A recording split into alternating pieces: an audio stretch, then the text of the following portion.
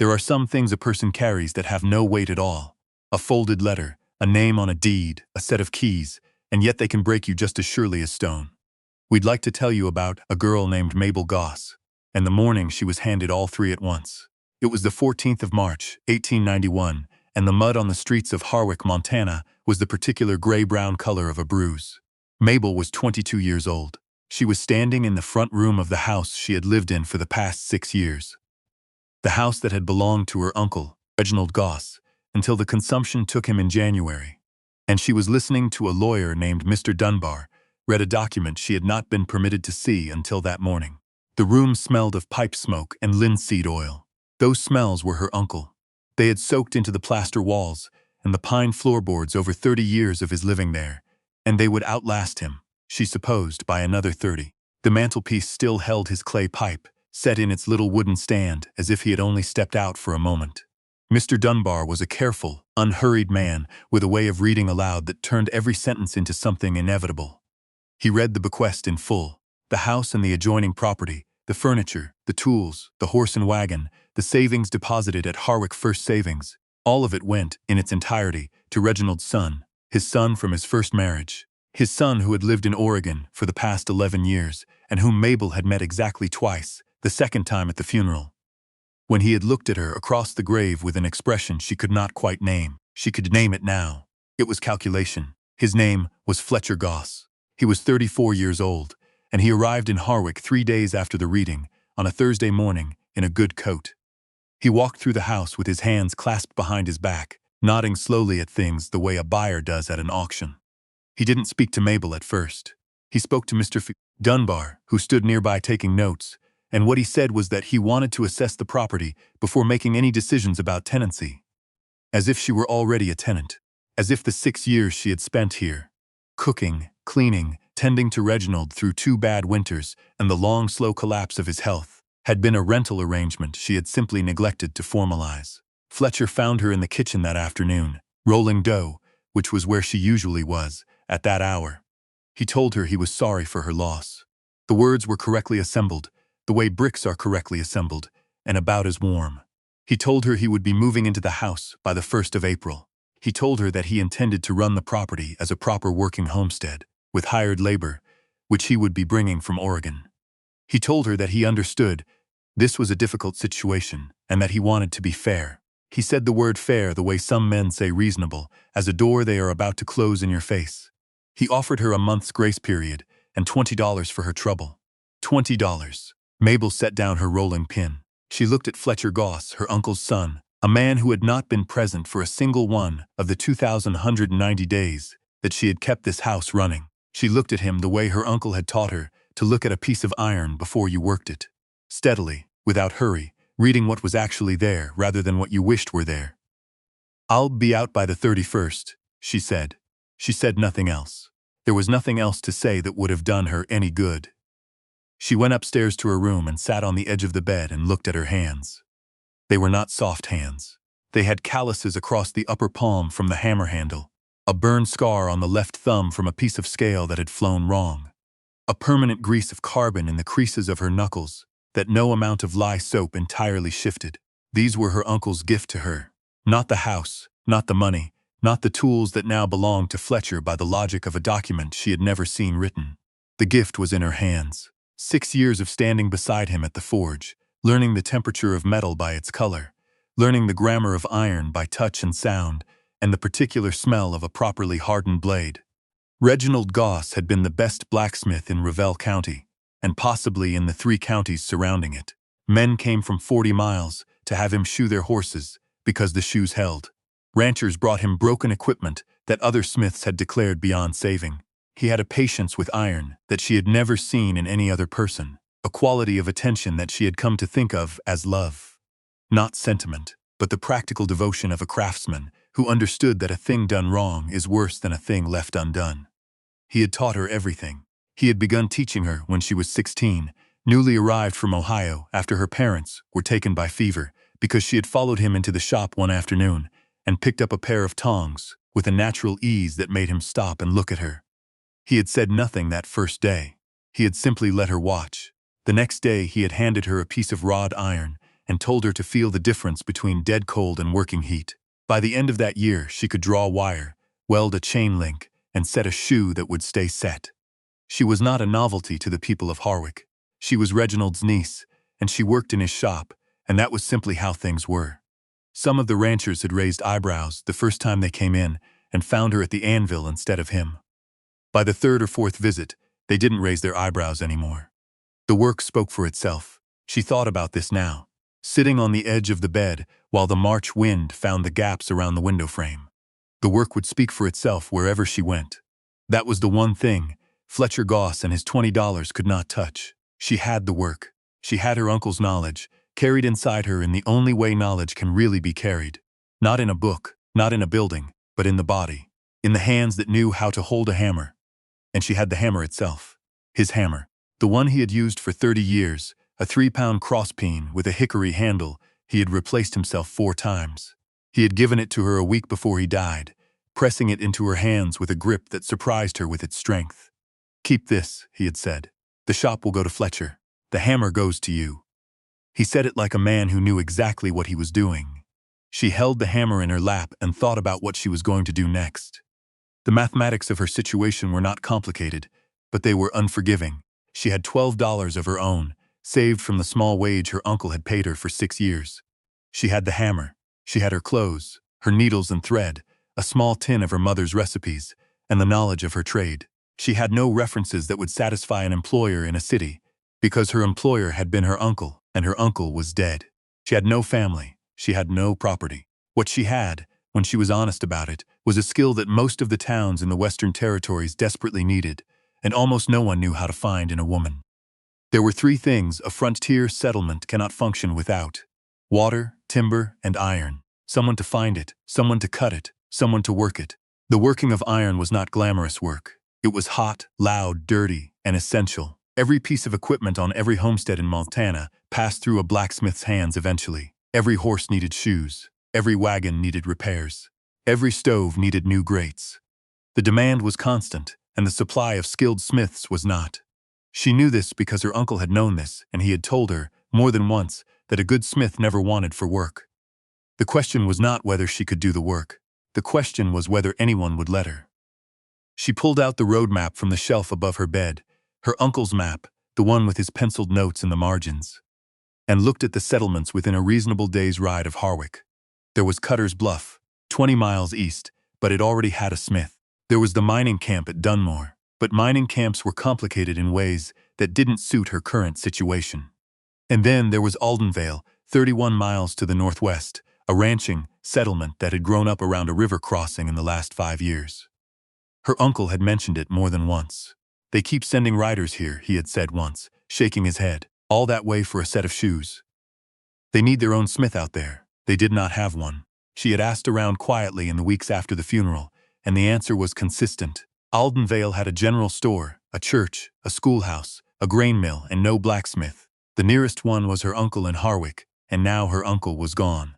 She folded the map along its original creases, careful with it the way you're careful with things that belong to the dead. She began to make a list. "We want you to understand something about what Mabel was planning, because it would be easy to hear this story and think of it as something simple. A young woman deciding to start a business. It wasn't simple. In 1891, a woman operating a smithy was not unheard of, but it was unusual enough to make every transaction more complicated. She would not walk into Aldenvale with the presumption of welcome. She would have to earn the right to exist there, and she would have to earn it in a place that had no particular reason to trust her. She knew this. She was not naive. She planned accordingly. She left Harwick on the 29th of March, 2 days before her deadline, because leaving 2 days early was a choice she made for herself, and not 1 day of it would be Fletcher Goss's grace. She loaded her belongings onto a rented mule. She could not afford a horse, and started northwest on the river road in a light, mean rain. She had $9.40 left after settling her accounts in Harwick. The hammer was wrapped in an old shirt and packed in the center of her bundle where it would not be jostled. She had her uncle's leather apron, folded flat. She had 2 cold chisels, a punch, and a pair of tongs she had made herself, because those he had given her explicitly and the rest were Fletcher's by law. She had not cried. She had not cried at the funeral, and she had not cried when Fletcher walked through the house with his hands behind his back, and she did not cry now on the road north in the rain. There would be a time for grief. It was not this time. This time was for moving forward, and that required the same quality of attention she gave to a piece of iron at working heat. Too much pressure in the wrong direction, and it folds wrong. Slow, steady, and purposeful. That was how you shaped something.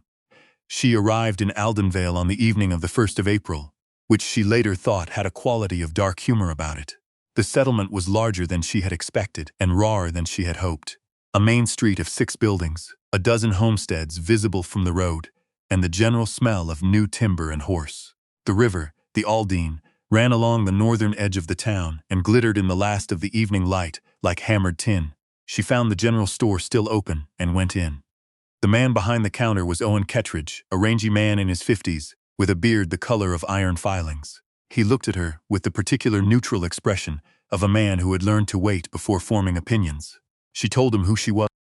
She told him she was a blacksmith, trained by her uncle, 6 years in practice, looking to establish a shop in Aldenvale if there was need and if there was space. She said all of this in a level, unhurried voice, the way her uncle had taught her to speak to customers. Not selling, not begging, simply stating facts and letting the other person think.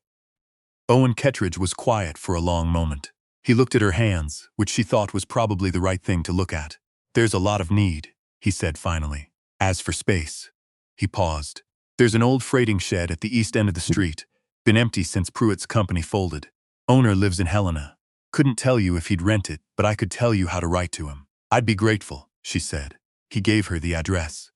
He also told her that the Aldervale settlement had been losing horses to lameness at a rate that was making ranchers furious. Not an epidemic. Just the ordinary consequence of horses being shod by their owners, because there was no smith to do it properly. He said this in the tone of a man reporting a practical problem that has been aggravating him for 2 years. "How many homesteads within riding distance?" she asked. 40, maybe more. And 3 cattle operations to the west, none of them small. She did the arithmetic in her head.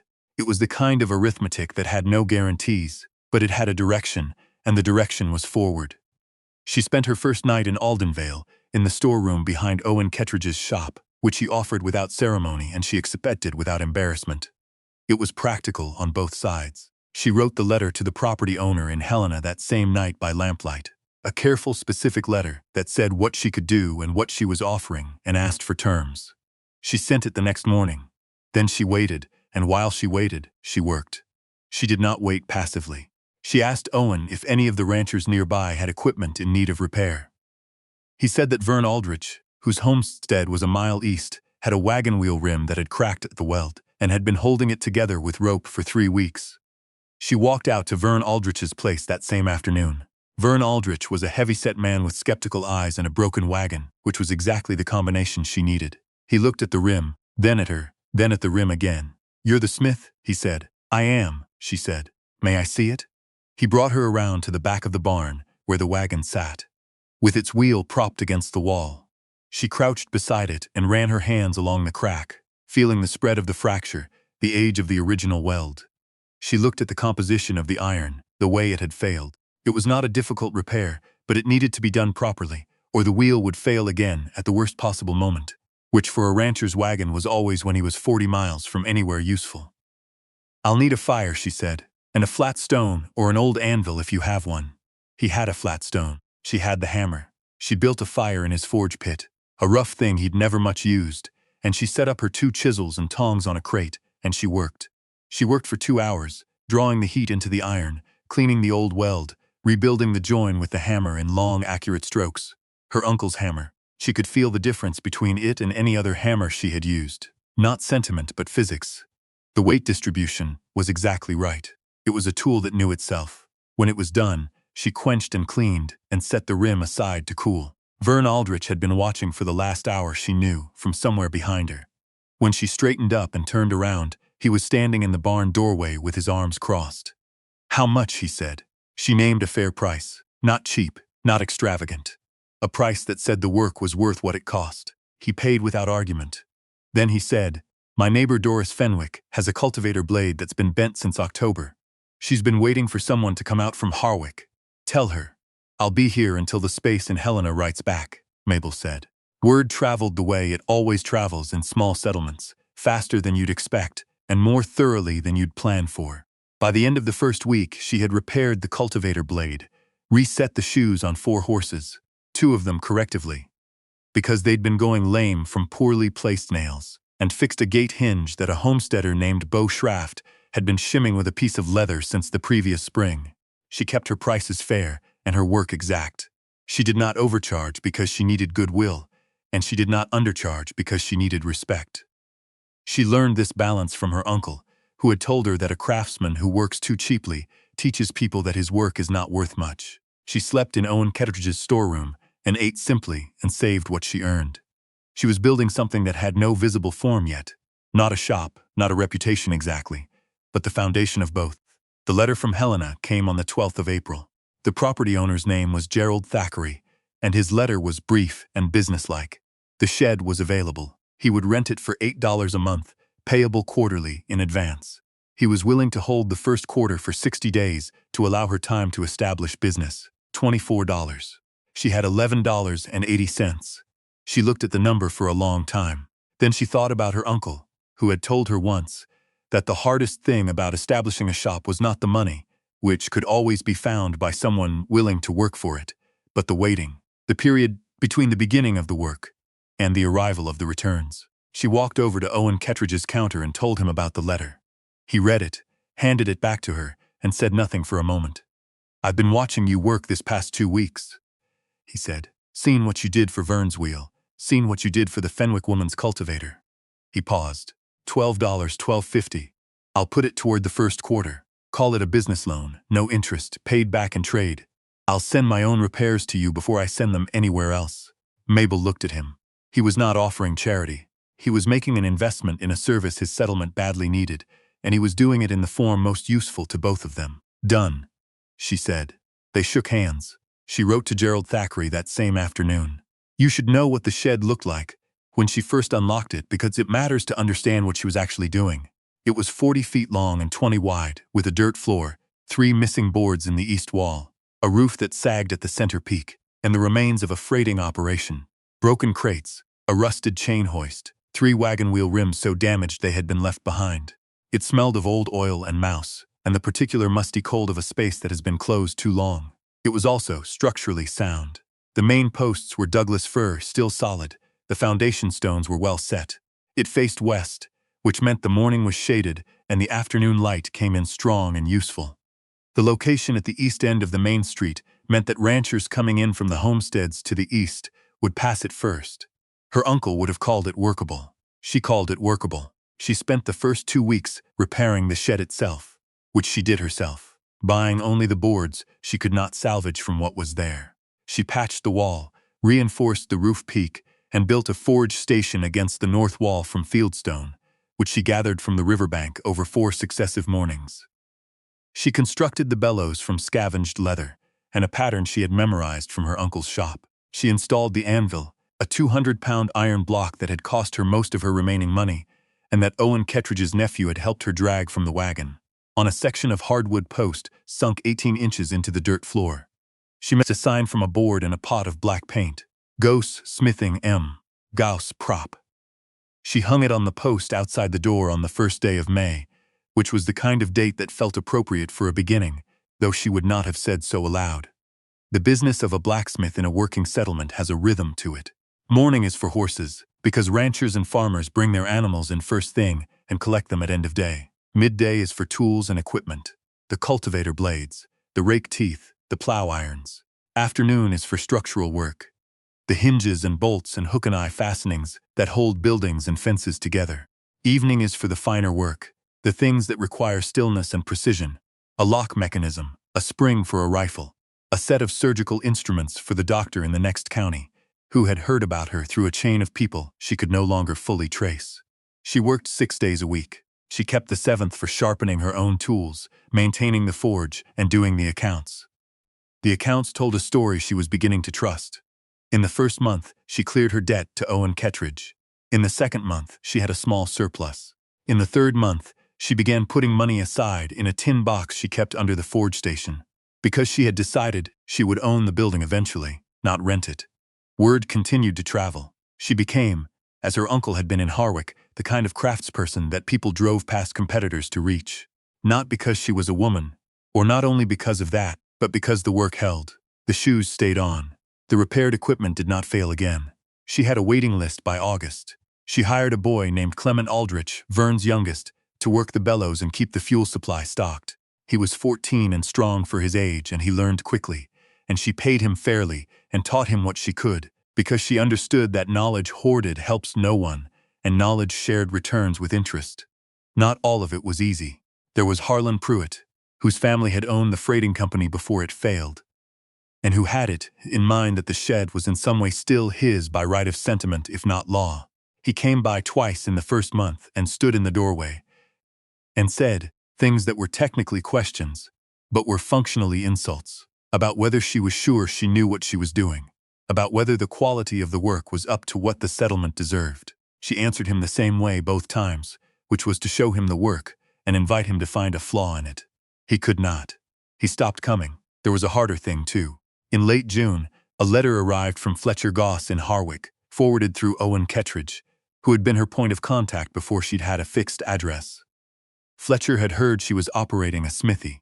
He wrote to say that the tools she had taken, specifically the 2 chisels and the tongs, were by right of the estate his property, and he expected either their return or compensation. She sat with this letter for 2 full days. Then she wrote back in a very precise hand. She acknowledged the letter.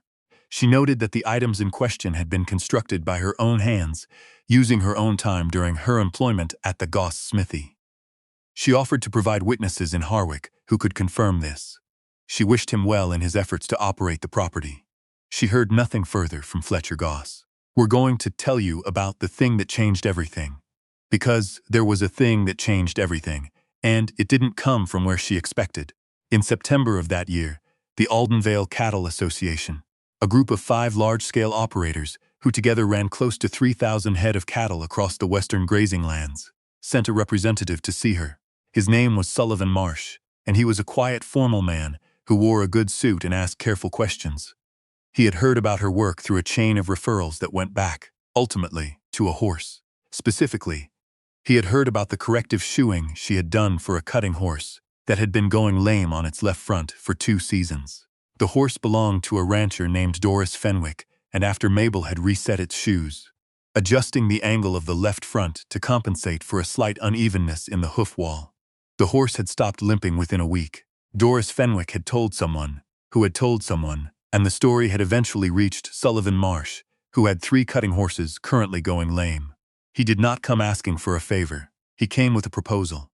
The association was looking for a contracted smith for their combined operations, a guaranteed minimum of work in exchange for a fixed annual fee, paid quarterly, with all materials costs covered. The work would be substantial.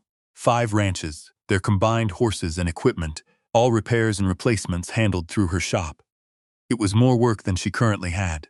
It was also more security than she had yet imagined for herself. She listened to the proposal the way she had listened to Owen Kettridge, without hurry, reading the facts, as they were rather than as she wished them to be. She thought about Clement, who was good and getting better. She thought about whether she could take on another assistant. She asked Sullivan Marsh for a week to consider. He gave her 5 days, which was fair. She spent those 5 days, not agonizing but planning. She drew up a list of what additional equipment she would need, what additional labor, what the realistic production rate was if she hired 1 more person. She calculated the fee she would need to make the arrangement worth her while, not just profitable, but worth the commitment, which was a different and higher number. She wrote it out on paper, the way her uncle had taught her to calculate a commission. Add up the cost of materials, the cost of your time at a fair rate, and then add 10% for the uncertainty that lives in every project. She named her number to Sullivan Marsh on the 5th day. He said the association's board would need to vote on it. They voted yes. The contract was signed in front of Owen Kettridge and a notary who came up from the county seat for the occasion. Mabel signed her name in the careful, even script her uncle had insisted she practice. Mabel Augusta Goss. She had always been told her middle name was old-fashioned, but she liked it. It was her mother's name. She wrote it in full. You might be wondering, and we think it's fair to wonder, what happened to Fletcher Goss. We'll tell you what we know. He arrived in Harwick in April of 1891 with his hired labor and his plans. He attempted to run the smithy as a going concern, which his uncle's reputation had left in good standing. The hired smith he brought from Oregon was competent, but not exceptional. And over the course of the following 2 years, the clients who had been loyal to Reginald Goss began, one by one, to ride past Harwick and continue on to Aldenvale. Some of them the full 31 miles, because they had heard about the smith there and wanted to see for themselves. We do not say this to celebrate Fletcher's failure. The point is not his failure. The point is that the work built its own argument, the way good work always does. There was one more thing, and we think it is worth telling you about, because it says something about the kind of justice that is not loud, but is nonetheless complete. In the spring of 1893, Gerald Thackeray and Helena decided to sell the shed. He wrote to Mabel with the offer, as he was required to do by the terms of their rental agreement. The price was $240. She had the money. She had been putting it aside for 18 months in the tin box under the forge station, and it had grown beyond what she needed. Because she had been careful, and because the work had been good, and because the association contract had been renewed at the end of its first year at a higher rate. She bought the building on a Tuesday in May, 1893. She paid in cash, literal cash, counted out in front of Gerald Thackeray's representative and witnessed by Owen Kettridge, who had by this point become the closest thing she had to a friend in Aldenvale. She was 24 years old. She owned the building, the business, the tools she had made with her own hands, and the hammer her uncle had pressed into her palms the week before he died. She did not celebrate. She went back to the shop, hung her apron on its hook, lit the forge, and went to work. There were 3 horses waiting that morning, and a plow iron that a homesteader had brought in with a crack along the blade. But that evening, after Clement had gone home, and the forge had cooled, and the shop was quiet, she stood for a moment in the center of the floor. The smell of coal smoke and hot iron and quench water had soaked into the walls, the way her uncle's pipe smoke had soaked into all the walls in Harwick, deep and permanent, a record of what had happened here. She took her uncle's hammer from the hook where she kept it, not to work, just to hold it. The hickory handle was warm from the day. She thought about the morning Fletcher Goss had walked through her uncle's house with his hands behind his back, and the way he had looked at things, the way a buyer looks at things. She thought about the folded letter and the $20 and the mud-brown streets of Harwick in March. She thought about the $9.40 calculation she had made on the road north in the rain, and about the tin box under the forge station, and about the way good iron, when it is worked right, ends up stronger at the weld than it was before it cracked. Reginald Goss had left her nothing that could be recorded in a document. He had left her everything that could not. She hung the hammer back on its hook. She turned down the lamp. She locked the door of her shop, with her name on the sign outside, and walked home through the spring evening, and the river caught the last light, and threw it back at the sky in long, bright lines like iron pulled from the forge, glowing with everything that was still to come. She had not been handed a future. She had made one. What would you have done if everything you had was taken, but the one thing they couldn't take was what you knew how to do?